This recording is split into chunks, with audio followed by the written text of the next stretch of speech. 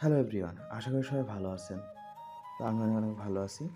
তো বন্ধুরা, আপন ডায়েরিতে হিমু সোনালিকার গল্পর ভয়েস চলতেছে ২টা রানিং আর কি। তো সেই ক্ষেত্রে আমি ভাবলাম যে তামিম নয়নিকার একটা গল্প দেওয়া যাক, যেহেতু গল্প রেডি আছে।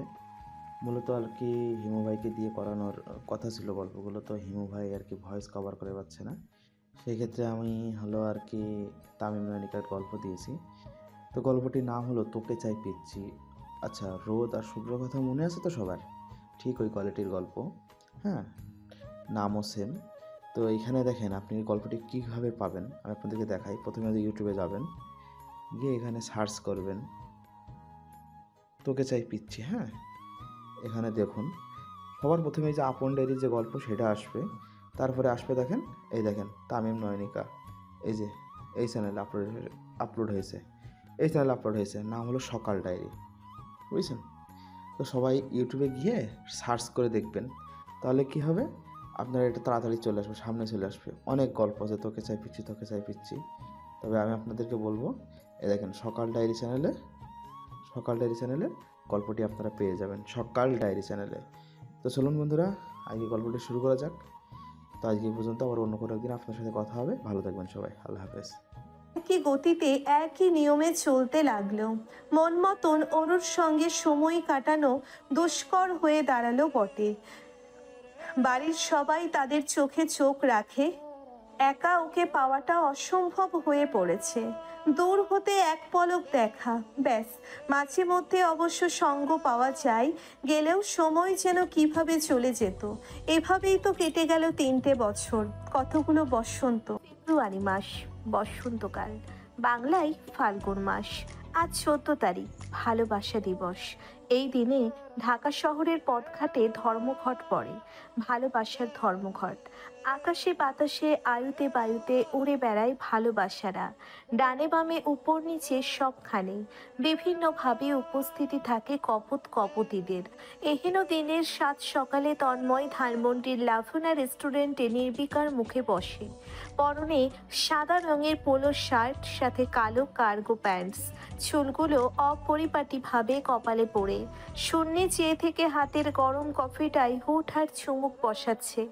এ যাত্রায় মাথা না ঘুরিয়ে, শুধু চোখের মনি ঘুরিয়ে আজ চোখে একটিবার দেখে নিল। পাশাপাশি একদম মুখোমুখি বসা দুজন ব্যক্তির ছলাকলা। অয়নের সঙ্গে খুব একটা প্রীতিপূর্ণ সম্পর্ক নেই মোস্তফা সাহেবের।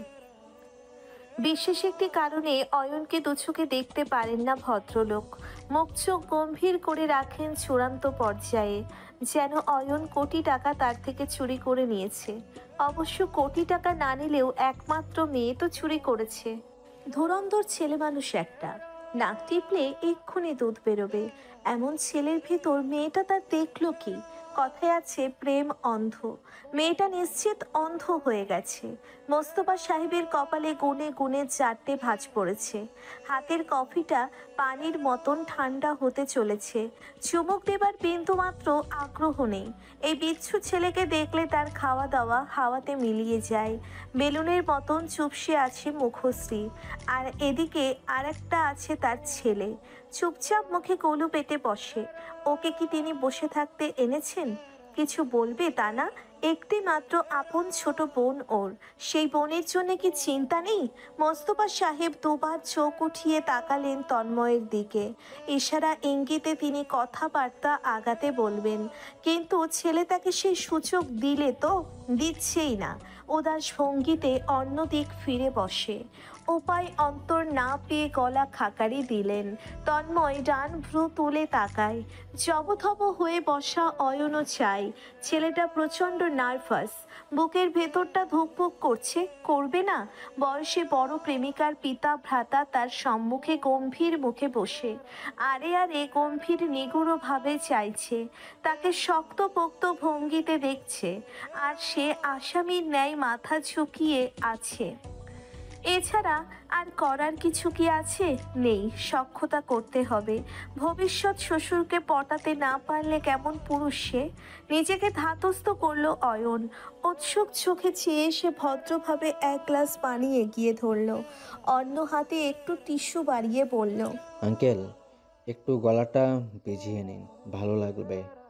মোস্তফা সাহেব কঠিন মুখে শক্ত চোখে চেয়ে গম্ভীর কণ্ঠে শুধালেন। আসলে বয়স কত তোমার? স্মার্ট কার্ড কোথায়?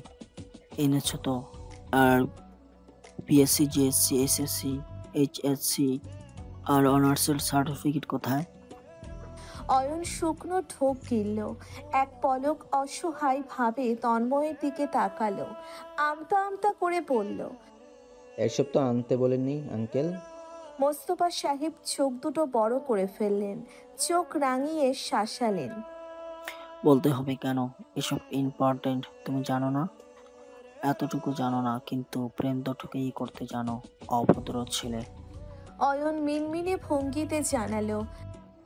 প্রেম তো রক্তে মিশে, এমনিতেই এসে যায়, কিন্তু ভবিষ্যৎ শ্বশুর ঠিক কি দেখে পরীক্ষা নেয় তা তো জানতাম না। নির্বাক মোস্তফা সাহেব নিজের জবান হারিয়ে বসলেন। কিং কর্তব্য বিমূঢ় তাকে এক পলক দেখে তন্ময় আড়ালে আবডালে সেকেন্ডের জন্য ঠোঁট টিপল। মোস্তফা সাহেব রাগিত গলায় বলে উঠলেন। এই ছেলে ভবিষ্যৎ শ্বশুরকে তোমার? মুখ সামলে কথা বলো। ভালোই ভালোই বলছি, আমার মেয়ে তোমার হাতে আমি দিচ্ছি না। শুনেছ, বুঝেছ? কান খুলে মন দিয়ে শোনো, আমার মেয়েকে তোমার হাতে দিব না। অয়ন আশ্চর্য না হয়ে পারল না। এখানে তাহলে তাকে ডাকা হয়েছে কেন? প্রশ্নবোধক চোখে তন্ময়কে দেখল, তারপর মোস্তফা সাহেবকে। হতবাক গলায় শুধালো। এ কথা কি আমি সাবিয়াকে কল করে জানাবো? মোস্তফা সাহেবের তাজ্জব বনে গেলেন। চোখের পলক পড়া বন্ধ হয়ে গেল। মেয়ের নাম বলে তাকে হুমকি দেওয়া হচ্ছে, তাকে শাহজাহান মোস্তফাকে। ধমকে উঠলেন তৎক্ষণাৎ। বলে দেবে মানে? তুমি আমাকে হুমকি দিচ্ছ? সাহস তো কম না তোমার। দেখছিস তন্ময়, এই দেখ ছেলের আসল রূপ। অয়ন স্বাভাবিক শান্ত গলায় বলল। আমাকে সাবিয়া বলেছে আপনি আমাদের মেনে নিয়েছেন, ভবিষ্যৎ নিয়ে কথাবার্তা বলে এসেছেন। আমি সেভাবেই তৈরি হয়ে এসেছি। মোস্তফা সাহেব কি ইচ্ছে করে এসেছে, শখে এসেছে নাকি? নেহাতি মেয়ের মুখপানে চেয়ে এসেছে। মেয়ের কান্নাকাটি তিনি বাবা হয়ে মেনে নিতে পারছিলেন না বলেই বাধ্য হয়েছেন মেনে নিতে। অয়ন সিরিয়াস হলো, চোখ মুখ শান্ত স্থির করে তাকালো, কণ্ঠে দৃঢ়তা এনে বলল। আপনি আমাকে বলেছিলেন সাবিয়াকে পেতে আমার যত যোগ্যতা আপনি আমাকে বলেছিলেন সাবিয়াকে পেতে আমার যোগ্যতা হতে হবে, নিজের পায়ে দাঁড়াতে হবে। আমি 2 বছর সময় নিয়েছিলাম, বলেছিলাম 2 বছর নিজের পায়ে দাঁড়িয়ে দেখাবো, নিজের ইনকাম সোর্স দেখাবো। 3 বছর হতে চলল, আপনাকে দেওয়ার প্রতিশ্রুতি আমি রেখেছি। কথা মতো আমি নিজের ব্যবসা শুরু করেছি, বেশ কিছু কোম্পানিতে ইনভেস্ট করেছি, ইনভেস্ট শতগুণ বেড়েছে, মার্কেট স্টক কিনেছি। সাবিয়াকে সুখে রাখার মতন অবস্থা হয়েছে আমার। এখন আপনার প্রতিশ্রুতি রাখার পালা আঙ্কেল। মোস্তফা সাহেব অন্যদিকে ফিরে রইলেন, মুখে রা নেই তার। তন্ময় কফিটা টেবিলে রাখলো, অয়নের চোখে চোখ রেখে প্রশ্ন করলো। আন্টি আঙ্কেল মেনেছেন? তাদের কোনো রকমের আপত্তি নেই তো? অয়ন মাথা দুলিয়ে বলল। নেই ভাই, তারা মেনেছেন। আর বাদ বাকি কে মানলো না মানলো, আই ডোন্ট কেয়ার। মোস্তফা সাহেব উঠে দাঁড়ালেন, তন্ময় অয়নও উঠে দাঁড়ালো। মোস্তফা সাহেব এ যাত্রায় পরিপূর্ণ দৃষ্টি অয়নের দিকে রেখে বললেন। তোমার মা বাবাকে আসতে বলো, বাকিটা তাদের সাথেই বলবো। কথাটুকু শেষ করে তিনি দরজার দিকে হাঁটা ধরলেন। তন্ময় অয়নের কাঁধ চাপড়ালো আশ্বস্ত করবার ভঙ্গিতে। অয়নের চোখ উজ্জ্বল হয়ে আছে নক্ষত্রের মতো। খুশিতে আত্মহারা হয়ে প্রফুল্ল গলায় বললেন। ধন্যবাদ ভাই, আমি নিরাশ করব না, সাবিয়াকে সুখে রাখবো, ভালো রাখবো। তন্ময় হেসে ফেলে। I trust you, all the best. Tanmoy বেরিয়ে এলো রেস্টুরেন্ট থেকে। গাড়ির সামনে মোস্তফা সাহেব দাঁড়িয়ে আছেন শটানভাবে। তন্ময় পকেট থেকে চাবি বের করলো, চাবি চাপ দিয়ে গাড়ি আনলক করলো। মোস্তফা সাহেব উঠে বসলেন। অপর পাশ দিয়ে ড্রাইভিংয়ে বসলো তন্ময়। সিট বেল্ট বাঁধতে বাঁধতে বলল। সিট বেল্ট বেঁধে নাও বাবা। ছেলের কথা মতন মোস্তফা সাহেব সিট বেল্ট বাঁধলেন। তবে তিনি অন্যমনস্ক। চিন্তিত বড়। বাবার মুখ দেখেই বুঝে নিল তন্ময়। নরম গলায় বলতে লাগলো, যা হয়নি তা নিয়ে এত ওলটপালট চিন্তা ভাবনা কেন করছো বলো তো? মোস্তফা সাহেবের কণ্ঠে পিতৃসম দুশ্চিন্তা। বাবা হইনে তারপর বুঝবি। তন্ময় কুটিল হাসলো, গাড়ি স্টার্ট করলো, বিচিত্র গলায় বলে ফেললো। সুযোগ কই দিচ্ছ? মুহূর্তেই তেলে বেগুনে চলে ওঠেন মোস্তফা সাহেব। চোখ গরম করে তাকান, শাসাতে শুরু করেন ছেলেকে। লজ্জা করে না তোর এইসব বলতে? বিবেক নেই তোর? এতটুকু মেয়েটা একসময় বুনো তো হতো। তন্ময় নির্বিকার গলায় বলে বসলো, বিবেক আছে বলেই এখনো বাবা হইনি। লজ্জা শরম আমার এমনিতেও একটু কম, জানোই তো। মোস্তফা সাহেব এই দামড়া ছেলের সঙ্গে আর একটি কথাও বলবেন না। বাসায় ফিরতেই তন্ময়কে সবাই ঘিরে ধরলো। সবাই বলতে সাবিহা, রুবি, দীপ্ত আর আকাশ। তাদের উৎসুক হাবভাব দেখে তন্ময় ভ্রু তুলল। আকাশের ইশারায় চোখ তুলে লিভিং রুমে চাইতেই স্তম্ভিত হলো। একটি বড় গোলাপ ফুলের তোড়া, আঙ্গুল তুলে সেটা দেখিয়ে শুধালো। কার এটা? সাবিহা মুখ খুলেছিল জবাব দেবার জন্যে, তবে দিতে পারল না। তার পূর্বেই দোতলা হতে একটি রিনঝিনে পাতলা মেয়েলি কণ্ঠ তেরচা ভঙ্গিতে বলে উঠল, Director, Happy Valentine's Day from Samia. Tanmoy ভ্যাবাচেকা খেয়ে ওপরে তাকালো, তবে কণ্ঠের মালিকের দেখা পেল না। পাশ থেকে রুবি ফিসফিসিয়ে জানালো, ভাইয়া, তুমি যাওয়ার পরপর এই ফুলের তোড়া আসে। সেন্ডার সামিয়া। আর ছোট্ট নোট আছে সঙ্গে, সেখানে লেখা, director, happy Valentine's day. Tanmoy বিরক্ত হলো, দীর্ঘশ্বাস ফেলল। সামিয়া তার অফিসের ম্যানেজমেন্ট ডিপার্টমেন্টে নতুন জয়েন করেছে, তাই অজান্তেই এমন দুঃসাহস দেখাতে পেরেছে। মাসখানেক তো হলো জয়েন হয়েছে। এই মেয়ে কি জানে না সে ম্যারিড? এতদিনে তো জানার কথা। আশ্চর্য। লিভিং রুমের দিকে আর এগিয়ে গেল না, বরঞ্চ আকাশের উদ্দেশ্যে বলল। এটাকে আপাতত বাইরে রেখে আয়। আকাশ মিনমিনে কণ্ঠে শুধালো, মৌমাছি, মৌমাছি কি সব তোকেই দেখে? কোথা থেকে আসে এরা? তন্ময় অসহায় এই বিষয়ে। সে কি এসব মৌমাছি চায়? চায় না, বরং দূরে দূরেই থাকে।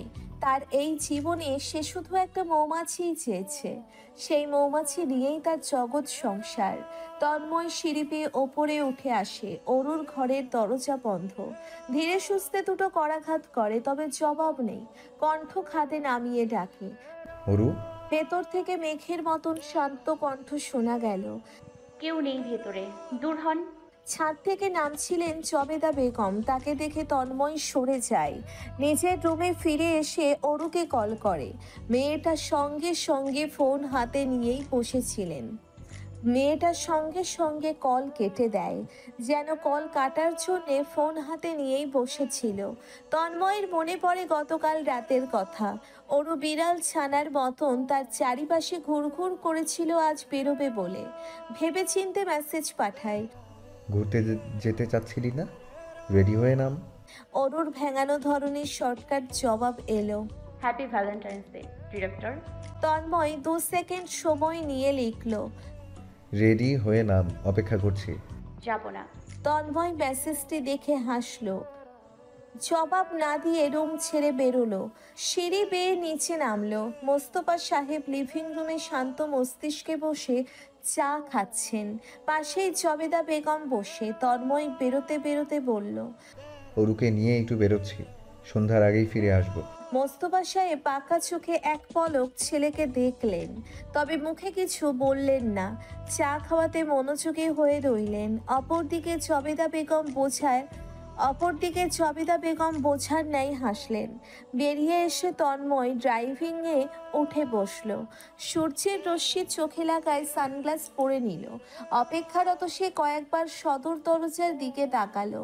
অরু বেরোলো 20 মিনিট পর। অঙ্গ প্রত্যঙ্গে ল্যাপটানোর রক্ত লাল রঙের কামিজ, লম্বা চুলগুলো ছাড়া, যা কোমর ছুঁয়ে আছে। কপালে ছোট কালো টিপ, ছোটখাটো হাস্য উজ্জ্বল মুখটা গম্ভীর করে রেখেছে। সূর্যের আলোতে ওকে রাগিত অপসরী লাগছে। তন্ময়ের রাগান্বিত অপসরী অরু তরতরিয়ে পাশে এসে বসলো, দরজা লাগিয়ে অন্যদিকে ফিরে থাকলো। তন্ময় আর চোখে একবার চেয়ে গাড়ি স্টার্ট করলো। বাড়ি থেকে গাড়িটা বেরোতেই শুধালো। কোথায় যাবি? সে একচিত্তে বাইরেটা দেখছে। গাড়ির কাজও আজ নামাতে বলছে না। ভালো রকম রেগেছে মনে হচ্ছে। তন্ময় চিন্তিত হয়, মস্তিষ্ক খুঁজতে শুরু করে প্রেয়সীর রাগ ভাঙানোর রাস্তা। গাড়ির দুপাশের জানালার কাছ নেমে এলো, অঙ্গ প্রত্যঙ্গে কোমল হাওয়া ছুঁয়ে গেল। সকালের স্নিগ্ধ রোদের রশ্মি মুখাবয়ব স্পর্শ করলো। সুন্দর সকালের ব্যস্ত শহরটি দেখতে মন্দ লাগলো না তন্ময়ের। সচরাচর সে রাস্তাঘাট নিখুঁত চোখে দেখে না, প্রকৃতিতে মুগ্ধ হয় না। তবে মাস কয়েক ধরে নির্নিমেষ চোখে আশপাশটা দেখে। এই পৃথিবীর সৌন্দর্য পর্যবেক্ষণ করা সে অরু থেকে শিখেছে। ও সব কিছুতে বড় আগ্রহী। শহরে নীরব রাস্তাঘাট চঞ্চল চোখে দেখতে ব্যাকুল রয়, প্রকৃতি উপভোগ করতে ভালোবাসে। আকাশ ভর্তি তারা, পূর্ণাঙ্গ চাঁদ, সূর্যোদয় সূর্যাস্ত, নদী জল, ফুলগাছ, পাখিদের আনাগোনা সহ আরও অনেক কিছুতেই মুগ্ধ হয়ে বসে থাকে। ওর বিচলিত চোখের মুগ্ধতা তাকেও এসবের প্রতি আগ্রহ করে তুলেছে। আজকাল সেও পৃথিবীতে স্থাপিত অপরূপ সৌন্দর্য উপভোগ করে বেড়ায়। অরুর মতন হয়তো মন প্রাণ দিয়ে ভালোবাসে না, তবে দেখতে তার আজকাল ভালোই লাগে। আরও অসাধারণ লাগে অরু পাশে খুব কাছাকাছি থাকলে। এই যে মহারানী পার্শ্ববর্তী সিটে উদাসীন ভঙ্গিতে বসে, মুখে রা নেই, নিশ্চল নিশ্চুপ অরুকে সে রীতিমতো ভয় পায়। সেইবার ওই চঞ্চল চোখজোড়া তার পানে না চেয়ে, কথাবার্তা না বলে দূরত্ব বাড়িয়ে তার হৃদয় ছুরি চালিয়ে রক্তাক্ত করে রেখেছিল। আহা, কতটাই না নিদারুণ ব্যথিত প্রহর সে পেরিয়েছে। সেই দিনগুলোর কথা ভাবতেই মন শীতল হয়ে আসে, তীব্রভাবে কেঁপে ওঠে ভেতরটা। শক্তপোক্ত হাতজোড়া স্টিয়ারিং নিয়ন্ত্রণে রাখতে ব্যস্ত, অবিচল চোখজোড়া সড়ক পথে চেয়ে আছে। এক ফাঁকে চোরা চাহনি ফেলে অরুকে দেখে নিল। যুক্তির সুর তুলে আগ বাড়িয়ে নীরবতার সুতো ছিঁড়তে তন্ময় শুধালো। ব্রেকফাস্ট করেছিলি? অরু কয়েক মুহূর্ত চুপ থাকলো, হনহনিয়ে ফিরে তাকালো, তীক্ষ্ণ দৃষ্টিতে চেয়ে থেকে একরোখা গলায় সময় নিয়ে জবাব দিল। খেতেই তো নেমেছিলাম, ভাগ্যের কি নির্মম পরিহাস। সাত সকালে এক অবিশ্বাস্য, অসাধারণ, ব্রিলিয়ান্ট, মাইন্ড ব্লোয়িং, বিউটিফুল দৃশ্য দেখে খাওয়ার রুচি হুড়মুড়িয়ে চলে গেছে। এতটুকু বলে ক্ষণিকের জন্য থামলো, যেন নিজের মধ্যে পর্যাপ্ত দম গুছিয়ে নিচ্ছে। দম নিয়ে পরপরই তেরছা গলায় কলকল করে বলে গেল। ডিরেক্টরদের যে ভ্যালেন্টাইন উইশ করতে ফ্লাওয়ার্স পাঠাতে হয়, গেও আমি জানতাম না। তাহলে তো আমিও পাঠাতাম আমার প্রিয় ম্যারিড প্রফেসরকে। সমস্যা নেই, এখন জেনে গেছি, আজই পাঠাই। তন্ময়ের চোয়াল শক্ত হলো, কপালে নীল শিরা উপশিরা ফুলে উঠল, চোখ রাঙিয়ে তাকালো, ধমকে সুরে বলল। চুপ, একদম চুপ। এই চাপা স্বরের ধমকটা অরুর ঠিকঠাক হজম হলো না, বদহজম হলো বুঝি। সে ঠোঁটে ঠোঁট টিপে নাক ফুলালো, অভিমানী কণ্ঠে পরিষ্কারভাবে আদেশ ছুড়ল। গাড়ি থামান, আমি আপনার সাথে কোথাও যাব না, বাসায় ফিরবো। তন্ময় যেন শুনেও শুনল না। বিয়ের পর মেয়েটার সাহস গুণে গুণে 10 ধাপে বেড়ে গেছে। ভয় ডর বলতে কিছুই অবশিষ্ট নেই আর। আগে যাও ধমক টমক দিলে চুপসে যেত, এখন উল্টো তাকে চুপসে যেতে হয়। শাহজাহান তন্ময়কে প্রেয়সীর রাগিত টকবকে লালিত মুখমণ্ডল দেখে কণ্ঠ নরম করে বলল। I don't know her. যেভাবে পাঠিয়েছে সেভাবেই বাইরে রাখতে বলেছি। I didn't even touch that thing. কথার পিঠে অরু মিনমিনে গলায় বলল। সাহস দিয়েছেন বলেই পাঠানোর স্পর্ধা করেছেন। আমাকে ভার্সিটিতে যারা যারা প্রপোজাল দেবে সবাইকে পরিষ্কার রিজেক্ট করব না, দোনামোনা করব, তাহলে পিছু লেগেই থাকবে, বাসায় বুকেও আসবে। মেইন রোডের পাশেতে গাড়িটা সজোরে ব্রেক কষল তন্ময়। অরুর তেতো ঝাঝালো কথাবার্তা থামাতে পর মুহূর্তেই ওর ফোলা ফোলা নরম গাল দুটো ডান হাতের সাহায্যে চেপে ধরলো। বুড়ো আঙ্গুল ডান গালে, বাকি 4 আঙ্গুল বাম গালে। রাগান্বিত তীক্ষ্ণ চোখে চেয়ে বলল, যে প্রপোজ করবে ওর পা ভেঙে ফেলবো। বাসায় ফুল পাঠাবে যে হাতে, ওই হাত ভেঙে ফেলবো। বোঝা গেল? রাখিত কণ্ঠখানা অসহায় হয়ে এলো এই যাত্রায়। আর কখনো বাসায় এসব আসবে না, কখনো না। চুপ এবার। অরুর চোখ মুখ ছোট ছোট হয়ে এলো, ভ্রুদয় কুঁচকে গেল। তন্ময় ওর গাল ছাড়লো। মুখটা পৃষ্ঠের কাছাকাছি থাকায় স্পষ্ট দেখলো ফর্সা গাল দুটো রক্তিম হয়ে গিয়েছে, আঙ্গুলের ছাপ বসেছে। চোখের পলকে মাথাটা এগিয়ে ছটপট দুগালে গাঢ় চুমো বসিয়ে দিল। অরু আশ্চর্য হলো, এতটাই যে চোখজোড়া বড় বড় হয়ে এলো। তন্ময় নিরুদ্বেগ ভঙ্গিতে পুনরায় গাড়ি স্টার্ট করলো, যেন কিছুই হয়নি কিছুক্ষণ পূর্বে। সড়ক পথে দৃষ্টি রেখে প্রশ্ন ছুড়ল, KFC যাচ্ছি, তবে পার্সেল আনবো নাকি ওখানে বসে খাবি? অরু তখনও স্তব্ধ, তবে দৃষ্টি ছন্ন ছাড়া এলোমেলো। ভুলবশত তার দিকে চাইছে না, জড়সড় ভাব বসবার। তন্ময় আর চোখে ওর কাণ্ড কারখানা দেখছে। কিছুক্ষণের মধ্যেই লাজুক ভঙ্গিতে মিটিমিটি হাসতে শুরু করেছে। ওর পূর্বের অভিমান পোটলা পটলি বেঁধে পালিয়েছে। চঞ্চলতা ফিরেছে দৃশ্যমান রূপে। রয়ে শুয়ে মিহি গলায় জানালো, ভিড় হবে আজ, পার্সেল আনুন, গাড়িতেই খাবো। কেএফসির সম্মুখে গাড়ি থামালো তন্ময়। বেরিয়ে অরুকে ভেতরে রেখে গাড়ি লক করলো চাবি দিয়ে। এগুলো কেএফসির ভেতর। অরুর কথোপকথন আজ দারুণ রকমের ভিড় কেএফসি জুড়ে। কপত কপতি দিয়ে প্রত্যেকটি টেবিল বুকড, দাঁড়ানোর জায়গাটুকু অবশিষ্ট নেই। পার্সেল নিয়ে বেরোতে তন্ময়ের 15 মিনিট লাগলো। খাবার অরুর হাতে ধরিয়ে পুনরায় গাড়ি স্টার্ট করলো। উদ্দেশ্যহীন। অরুকে ঘুরিয়ে ফিরিয়ে বাড়ি ফিরতে ফিরতে সন্ধ্যা 7টা। দুয়ার পেরোতেই আশ্চর্যজনকভাবে অয়নকে দেখা গেল। সে লিভিং রুমে বসে, হাতে চায়ের কাপ। তার সম্মুখে মোস্তফা সাহেব শক্তপোক্ত মুখ করে বসে। দোতলার পিলারের পিছনে সাবিহা নিজেকে আড়াল করে দাঁড়িয়ে। অরু আর চোখে মোস্তফা সাহেবের গম্ভীর মুখ দেখে দোতলায় চলে গেল। দাঁড়ানোর সাহস পেল না। তন্ময়কে দেখতেই দাঁড়াতে চাইল অয়ন। তন্ময় হাতের ইশারায় বসবার তাগাদা দিল। নিজেও ওর পাশে এসে বসলো। জিজ্ঞেস করলো, কি খবর? চোখ মুখ এমন কেন? অয়ন আর চোখে ভবিষ্যৎ শ্বশুরের মুখপানে চেয়ে বলল, সাবিয়াকে ঘন্টাখানেকের জন্য নিতে চাচ্ছিলাম। তন্ময় হেসে সাবলীল গলায় বলল, তো নিয়ে যাও। কে আটকেছে? সাবিহা কোথায়? পরপর উচ্চ কণ্ঠে ডাকলো। এই সাবিহা, অয়ন অপেক্ষা করছে, তৈরি হয়ে নাম। মোস্তফা সাহেব আর কিছু বললেন না, তবে তার মুখাবয়ব পরিষ্কার জানাচ্ছে তিনি অসন্তুষ্ট। সাবিহা তৈরি হয়েই ছিল। ভাইয়ার পারমিশন পেতেই নেমে এলো সঙ্গে সঙ্গে। এতে খানিক নির্বাক হলেন মোস্তফা সাহেব। পুনরায় চোখের সামনে পরিষ্কার হলো, মিয়া বিবি রাজি তো কিয়া কারেকা কাজী, কিছুই না, চুপচাপ দেখবেন শুধু। অয়ন সালাম জানিয়ে সাবিহাকে নিয়ে বেরিয়ে গেল। তন্ময় উঠে দাঁড়ালো। সিঁড়ির দিকে যেতে যেতেই বাবার উদ্দেশ্যে বলল, শুক্রবার অয়নের বাবা মা আসবেন, সাবিহাকে আংটি সেদিন পরিয়ে যাবেন। মোস্তফা সাহেব বোস্তার ন্যায় মাথা দোলালেন। আংটি পরিয়ে গেলে বিয়ের দেরি নেই। আগামী মাসেই বিয়ের তারিখ পড়বে হয়তো। শাহজাহান বাড়ির বড় মেয়ের বিয়ে বলে কথা। এক্সেপশনাল ভাবে আয়োজন না করলে হবে নাকি? তবে মোস্তফা সাহেব আরেকটি বিষয় ভাবছেন। এই বিষয়ে পার্সোনালি কথা বলতে হবে ছেলের সঙ্গে। তন্ময় উঠে এলো দোতলায়। অরুর রুমের দরজা খোলা। যাবার সময় না চেয়েও তাকিয়ে বসলো। অরু দাঁড়িয়ে ড্রেসিং টেবিলের সামনে, ব্যস্ত হাতে অর্নামেন্টস খুলছে। তন্ময় ঠাঁই দাঁড়িয়ে কিছু মুহূর্ত দেখল। অরু এক পর্যায়ে মাথা ঘুরিয়ে তাকালো। দৃষ্টিতে দৃষ্টি নিবদ্ধ হলো। আশ্চর্য অরু শুধালো, কি হয়েছে? তন্ময় শব্দ করে গলা পরিষ্কার করার ছুতোয় নিজ রুমের দিকে যেতে নিয়ে বলল, এক মগ কফি দিয়ে যা।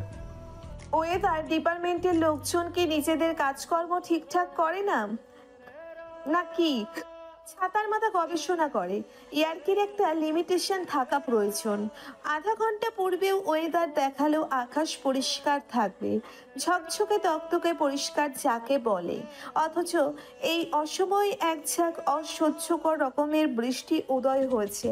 ঝরঝরে তুখর ঝুম বৃষ্টি নেমে একাকার। এই তো দুপুরবেলায় সুমিতা বেগম ছাদ থেকে কাপড় চোপড় নামিয়ে আনার দায়িত্বটুকু অরুকে গুছিয়ে দিয়েছিলেন।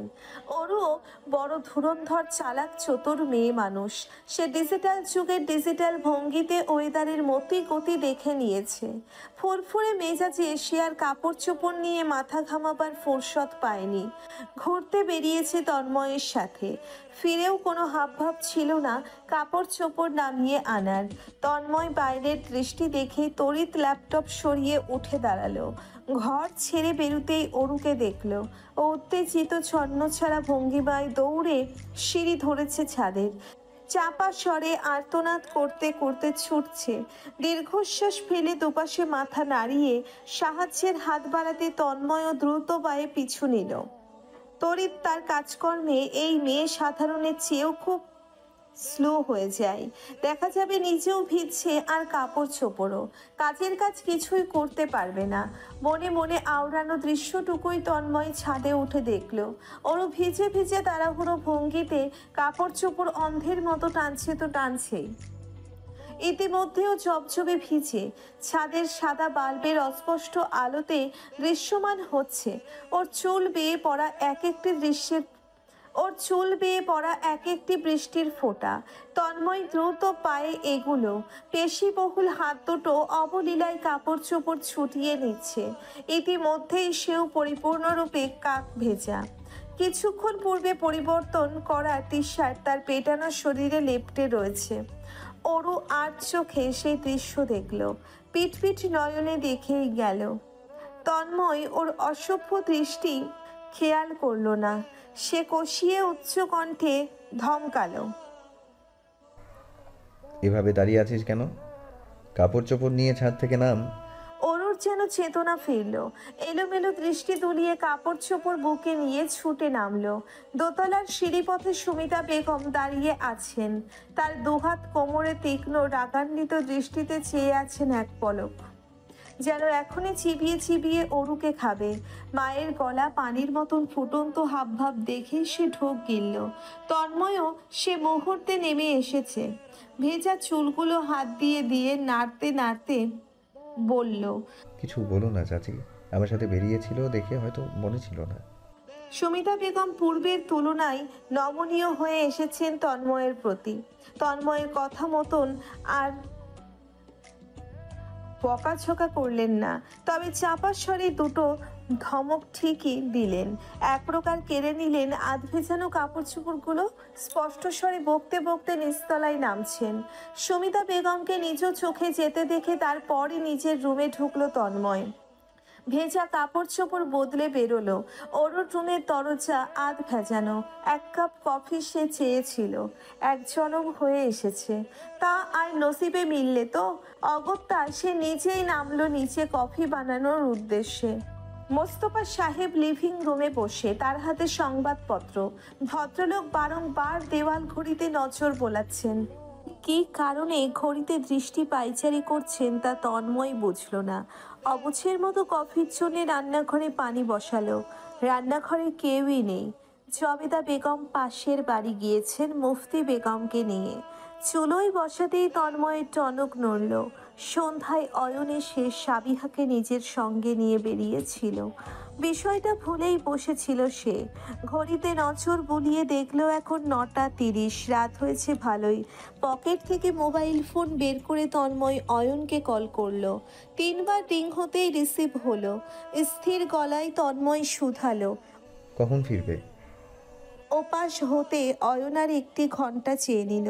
তন্ময় সম্মতি জানিয়ে কল কাটলো। পানি ফুটে এসেছে। 2টি মগ নামিয়ে নিল ওপরের কাবার্ড থেকে। একটি মগে দুধ চিনি কফি মিলিয়ে বানালো। 1 চামচ মুখে তুলে টেস্ট করে নাক কুচকালো। তার নাক কুচকে এসেছে মানে পারফেক্ট। ওটা পাশে রেখে নিজের জন্য তেতো কফিটা করে 2টো কফির মগ দুহাতে তুলে রান্নাঘর ছাড়লো। মোস্তফা ছেলে দেখেই প্রশ্ন ছুড়লেন, সাবিহা কত দূর? তন্ময় সিঁড়ি বেয়ে উঠতে উঠতেই জানালো। মোস্তফা সাহেবের মুখাবয়ব অসন্তুষ্ট, তবে কণ্ঠে আকাশ সমান আগ্রহ নিয়ে জানতে চাইলেন। আমার জন্য করলে না যে? জিজ্ঞাসা তো করলে না আমি খাবো কি না? তন্ময়ের হেলদোল হলো না, বরঞ্চ সে ঠাট্টার সুরে বিচিত্র গলায় জবাবে বলল, তোমার স্ত্রীকে বলো চা করে দিতে। Coffee isn't for you. কফিটা অত্যন্ত অপছন্দ করেন মোস্তফা সাহেব। অপরদিকে চায়ের প্রতি তন্ময়ের এক আসমান সমান অনীহা। বাবা ছেলের মধ্যে এই কফি চায়ের সাহেব চোখে মুখে কালো করা দৃষ্টি ফেলতে হবে না। বাবা ছেলের মধ্যে এই কফি চায়ের বিদ্রোহ যেন শেষ হওয়ার নয়। মোস্তফা সাহেব চোখ মুখ কালো করে সংবাদপত্রের দৃষ্টি ফেললেন। তন্ময় দোতলায় উঠে এসে স্তব্ধ হলো। ওরও তার দিকে পিঠ করে তারই রুমের সামনে দাঁড়িয়ে ভেতরে ওকে ঝুঁকে দিচ্ছে। এই দৃশ্য নতুন নয়, পুরনো বড়। ও সবসময় এমন কাজকর্ম করে থাকে, তো